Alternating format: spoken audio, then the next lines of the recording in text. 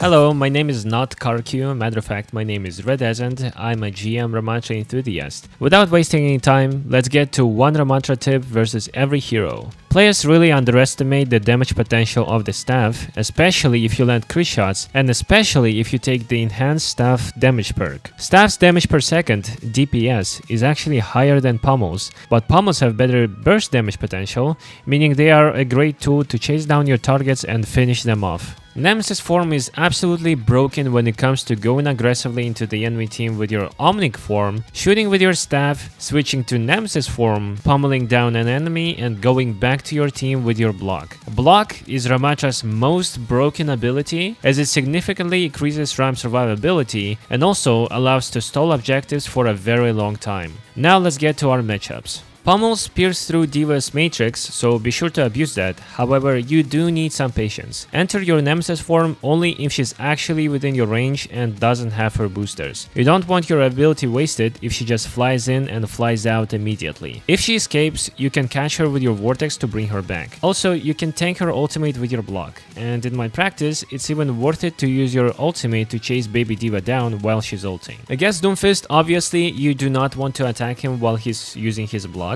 You'll want to be especially careful with your pummels because it only takes 2 punches to charge him. Vortex is really helpful to disrupt Slam, whether he's going in or out. You can also block the majority of the Meteor Strike's damage if you're facing the ultimate, but you will still be slowed though. When playing against Hazard, you really want to be careful with your positioning on the map. Make sure that you do not push too far into his territory so that he doesn't catch you with his wall. And if that happens, you need to have at least one of your defensive abilities, Shield or Nemesis block, to wait out the wall. Don't waste your Nemesis form to attack Hazard because he blocks 65% of the incoming damage with his right click. Just be patient and poke him from afar with your staff. And only when he's low and is in your range, you can switch to Nemesis form to finish him off. And like any other leaping character, you can disrupt Hazard's disengage with your vortex. You can also block Hazard's ultimate if you place your shield right in front of your face. His spikes are coming from the sky, meaning if you place your shield between you and Hazard, it will not help. However, the curvature of the shield does save you from the spikes.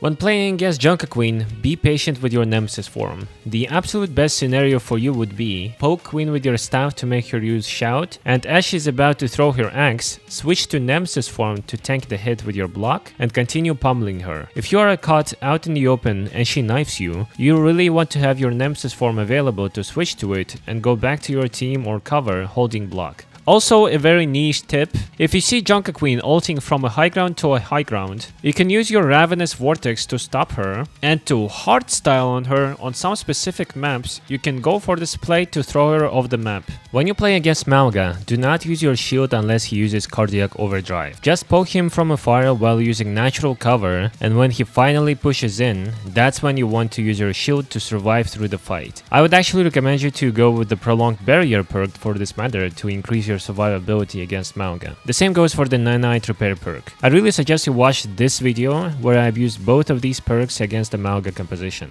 If for some reason you have already used your shield before Mauga's Cardiac Overdrive, then make sure you at least have Nemesis form to block his damage. Remember that Cardiac Overdrive is a lifesteal ability. It heals Mauga the same amount of damage that he deals, and Ramattra's Nemesis block reduces 75% of incoming damage, which also means it reduces 75% of Mauga's self-heal. And it's a huge deal in a team fight because Mauga will have a hard time surviving against a team with a blocking Ramattra. Also, if you or your teammate are inside Mauga's ultimate, stay tucked in a corner and place the shield right in front of you or your teammate's face, and Mauga will not be able to deal any damage because of the body block. Against Orisa, you want to play slowly, shooting her behind the cover. There's no reason for you to hard commit with your abilities if she didn't use them first. Don't throw your vortexes and Nemesis forms into her because she can easily counter them by pressing either Fortify or Javelin Spin. So you want to force those abilities out first just by shooting her, and then once she starts using her cooldowns, commit to using yours.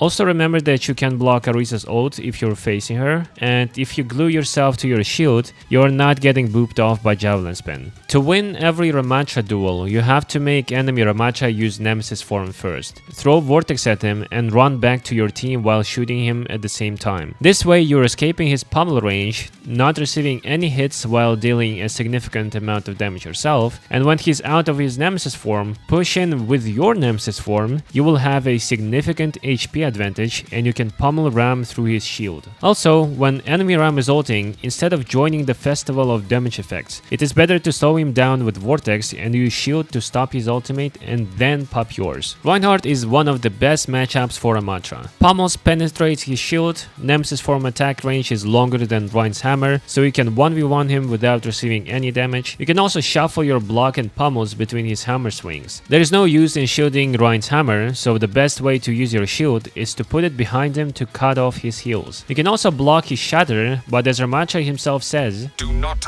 react. Anticipate." Ram's shield takes some time to build up, so even if you react to Rein's shatter in time, your shield might just appear after you have already been shattered. So the best way to play around Rein's ultimate is to avoid it and go another route. Don't try to be a superhero for your team, and don't over-concentrate on blocking an ultimate. If that is not possible, keep the distance between you and Rein, as the further away you are from Rein, the more time it will take for the shatter to reach you, therefore you have more time to put your shield up. If you don't have your shield, you can also use Nemesis form block to receive significantly less damage from the shatter, especially if he's critting. You will still be knocked down though. There are two types of Roadhogs in Overwatch. Those who hook you immediately once they see you, and it's pretty easy to block their hooks, just put it up whenever you see them around the corner, and those who are patient with their hooks and wait for you to use your shield first. And the second type is way more dangerous because if you waste your shield and they still have their hook, you have to respect it, back up and play around corner. You can also save your teammates by putting your shield up in front of them when hooked. And also do not use your annihilation when Roadhog has his ultimate because he will just throw you away. And if he pulls you into a corner with his ult, just hold your block and pray.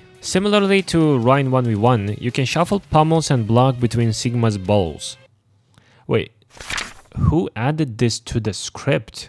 You can shuffle pummels and block between Sigma's hypersphere shots. Also block accretion with both Nemesis block and shield, and don't be too greedy with your Nemesis form against Sigma because your pummels pierce through both his shield and kinetic grasp. When Winston jumps on your team, he will have his leap back in around 5 seconds. Count 5 seconds in your mind and throw Vortex at his feet. You will either catch him on his way out or hold him for long enough to make him use bubble or deal a ton of damage and maybe even kill him. If you take the Vengeful Vortex perk, you can even catch him mid-air before he dives your team. Try to catch ball with your Vortex after he reaches Fireball, as it completely stops his momentum. If you body block and keep shooting him while he's in the Vortex, he'll have to let go of his grapple and wait for 5 seconds before he gets it back, meaning you will have more time to damage him. Also keep in mind that you can clear Minefield with both pummels and block. Poke Zarya with your staff, make her use both bubbles, and once she does it, chase her with your Vortex and land some crit shots. If you're having a hard time surviving against Zarya when she's high charge, consider getting Prolonged Barrier as your minor perk, and also hold your block in Nemesis form while being tucked into a corner and wait for your team to force Zarya away. Everybody who will type, "My team never shoots the enemy tank, never helps me, so it's dumb to expect them to do anything useful," I'm answering y'all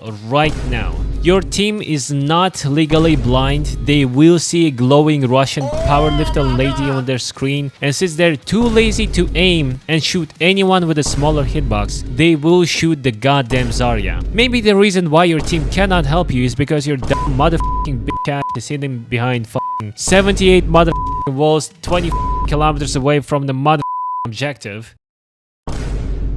The easiest way to kill Ashe is to flank her, then throw Vortex into her, then put your shield up so as not to get booped by her coach gun, and land some crits. If you are attacking a Bastion comp, force out his turret form first, then engage with your shield and Vortex. If you're caught out in the open space with no shield against Bastion, you can use your Nemesis form to sponge the majority of the damage while reaching cover. You can also block his ultimate damage if you are facing the center of the artillery shells. When you're playing against Cassidy, wait for him to to use his combat roll, then throw your vortex at him since now he doesn't have his mobility to escape it, then put your shield up to block the Fend the Hammer damage and finish him off. Remember that you can block high noon damage with your Nemesis form, however don't stay out in the open for too long because he can still deal a lot of damage. It's better to hold the block and look for the nearest cover. The Vengeful Vortex perk is a great tool to deal with Flying Echo. Echo gains a ton of HP from copying Ramattra and switching to Nemesis form, and she can sustain in the fight for a very long time, especially if she can build Ramattra ult. So if she copies you in her ultimate, either slow her down with the Vortex and run, or switch to Nemesis form and hold the block. Both of these options are fine as long as you are not giving her free damage to build Annihilation. Again, the Vengeful Vortex is a really useful tool to fight Freja. Frejas also like to gain some height before ulting, so if you manage to catch her mid-air while she casts, you can mess up her ultimate. If you just go down main and put your shield up way too early, she can still gain enough height to shoot you from above, and then you'll be cut out in the open with no shield, being a giant shooting target for Freja. Instead, choose shortest routes possible to avoid any unnecessary damage and try not to use your shield before you close out the distance between you and Freja. And also block her bolts with your Nemesis form. You can still do that after she hits you, as the majority of the damage comes from the following explosion. Do not commit to Nemesis form if Genji has dash, because he's just going to shift away out of your effective range. Instead, poke him with your staff, make him use cooldowns, catch him with your vortex, and by the way, it is a really great tool to stop him from wall climbing. You can even throw him off the map if you place vortex on the edge. And also same goes for Hanzo, of course. You can stop Hanzo from picking your team if you spam him with your staff damage. But if you are in range to kill him, then a good old vortex, shield, shoot combo is always handy. Hanzo's shooting pace is quite slow, meaning you can shuffle pummels with block. And also, you can survive through Hanzo's ultimate with your Nemesis block. I swear to God,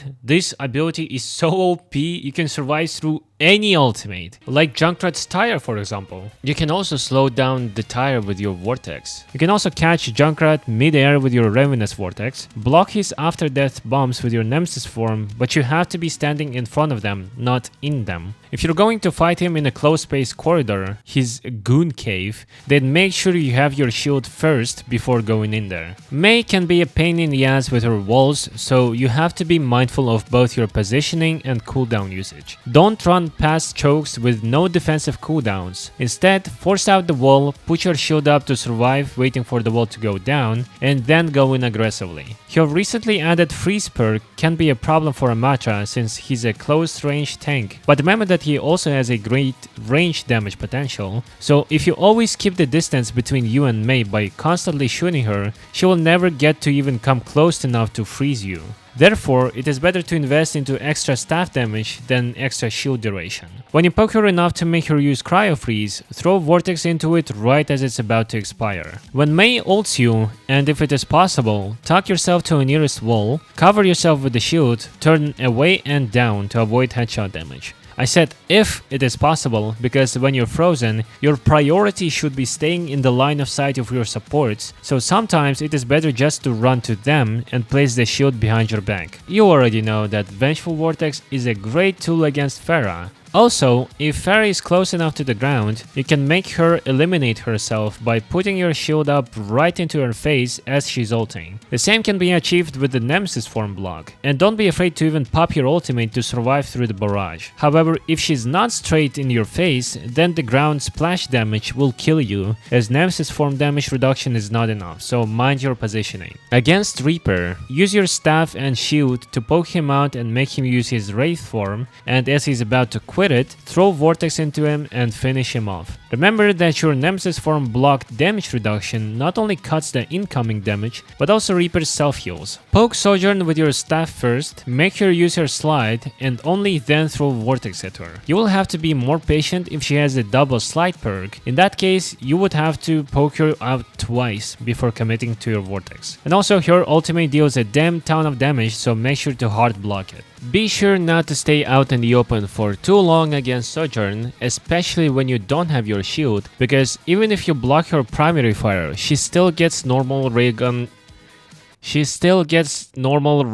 charge. Holy Jesus, oh my, she still gets normal railgun charge rate. Sojourn is really weak against Ramattra since he doesn't have explosive damage or mobility to escape his vortex. So if that's possible, get close to him, throw your vortex and finish him off. Make sure you play your cover when there's Sombra in the enemy team, as your hack disrupts your nemesis block. Yup. That's really dumb. And also EMP destroys your shield. So before you engage, make sure to force her out with your staff and pay close attention whenever she tries to hack you, because even just one hit of an nanite will be enough to prevent the hack. Even if you have the Ravenous Vortex perk, do not contribute it to try to catch her mid-air, because she can still escape safely after taking damage if she doesn't shoot back. You can however go for this play if she's low HP, because 50 damage from the explosion might be enough to kill her. When playing against Symmetra, do not fall into the trap of choosing the Prolonged Barrier perk. The longer Symmetra gets to beam, the longer her weapon will remain high charge. So try to finish her off as fast as possible, and if she gets high charge, disengage and go in again later when you have your cooldowns and she drops her charge. There are two types of Symmetra teleports that you will usually deal with. Number one is a self TP that Symmetra will use to draw some attention and force cooldowns. When that happens, do not waste any of your cooldowns, because this is exactly what she wants from you. And once she completes her mission, she would just TP back. Just shoot her and force her out. Number two is a team teleport, which is usually a one-way engage with no going back. When that happens, it is actually worth using all your cooldowns to deal a ton of initial damage. If you have to enter Symmetra's domain, as a tank, make sure to be the one to clear her turrets first. Also, if she responds to your ultimate with her wall, make sure to dance around it to keep your ultimate for as long as possible. Before you attack the team who has Torb,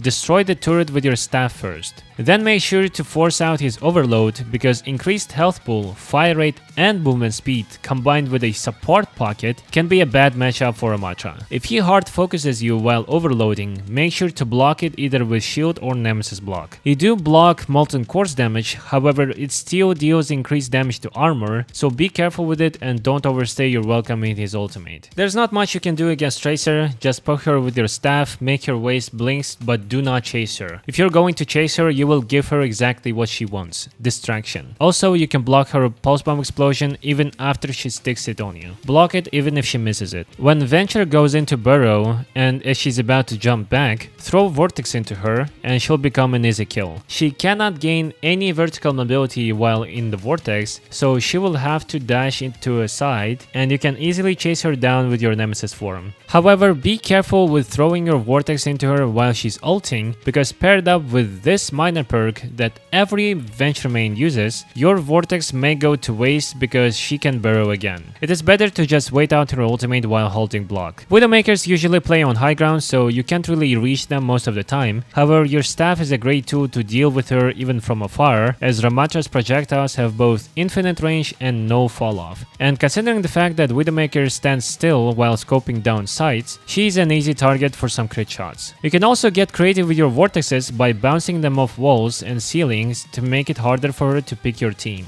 Both Ana's cooldowns are big counters to Ramattra, especially the sleep dart, so you want to force it out first before you go in. Don't be afraid to use your shield to block the dart. You can make your shield more efficient if you put your shield not in front of yourself, but in front of the enemy Ana, so that you can also use the shield to close out the distance between you two. If you are naded mid-fight, just hold your block while the anti-heal is active. You want to be careful with choosing the healing vortex perk, because if there's Ana on the enemy team, she can easily counter it with your anti-nade. Vortex is a great instrument to shut down any and all Bab's mobility. When he uses Immortality Field, you can switch to Nemesis form and punch both the field and the enemy at the same time. When Baptiste ults, block it with your shield, but make sure to place it behind the matrix, not to let enemies amplify their damage. If you put your shield in front of the matrix, they will melt it really quickly. If you don't have your shield at all, switch to Nemesis form and block while going to cover. The only way Brigitte can escape Ramattra is by whip-shotting and bashing away. So, in order to shut it down, block the whip shot with your shield, vortex her after she bashes away, and chase chase her down with Nemesis form and pummels. Before attacking a team who has Illari, look for her healing pylon. Use your shield to create an off angle and break the pylon with your staff. And also, similarly to Bab's immortality field, you can punch both the turret and an enemy at the same time. And when you finally close out the distance between you and the Illari, use both shield and vortex to counter her mobility and knockback. If your ultimate hits you, just hold your block until the solar effect fades away. If you don't hold your block, it only takes one headshot to trigger an explosion. But if you do block it, it takes a lot of damage and a lot of time to trigger an explosion, and this time is enough to let your teammates reposition away from you and not start the chain reaction of detonations. Juno's high mobility can be a problem for Ramattra unless he has the Ravenous Vortex perk paired up with the Void Surge perk for a quick and easy kill. When she ults, unless you are responding with another support ultimate, you want to get out of the orbital ray's way while holding block. If you have ultimate, it is better to just wait out the orbital ray, since you neither outdamage the heals nor outlive the damage. If you start the fight by focusing Kiriko, she will just TP away to safety, so do not waste your resources on her. It is better to hard focus the other support or another DPS, forcing Kiriko to teleport to them and help them. Then you can switch your priority to Kiriko. Remember that your vortex prevent her from wall climbing. And similarly to Juno's ult, unless your team is responding with another support ultimate, you want to respect Kitsune Rush and disengage ASAP.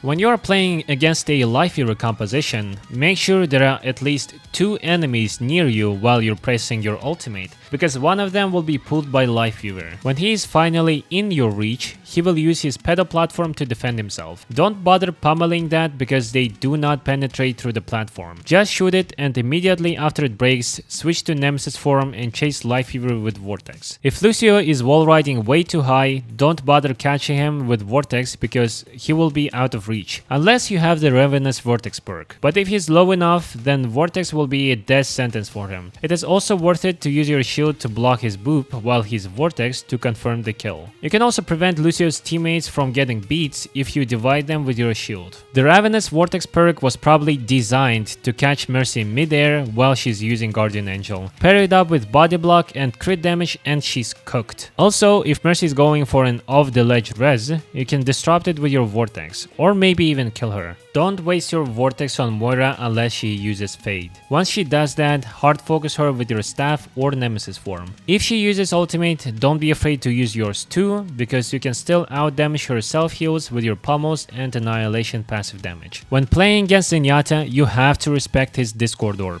Play around cover and try to avoid line of sight with him as much as possible unless he is in close range. Discord cooks Ramattra so hard that I ban Zenyatta very often in the pre-match phase. When you finally get close to him, don't get into melee range because he will just kick you away. And also don't forget to block his charge shots. This is it for this video. Hope you guys enjoyed it, found it useful. There is a complete Ramattra guide coming soon here on this channel, so be sure to subscribe and turn on the notifications so you don't miss it. Join my Twitch and Discord where you can also find some coaching information if you're interested. And huge thanks to my Boosie subscribers for sponsoring this video. Extra thanks to iHeartCats, Lord Smile, Turbopoyo and Chmipli. Hope y'all having a great day and I will see you next time. Bye bye.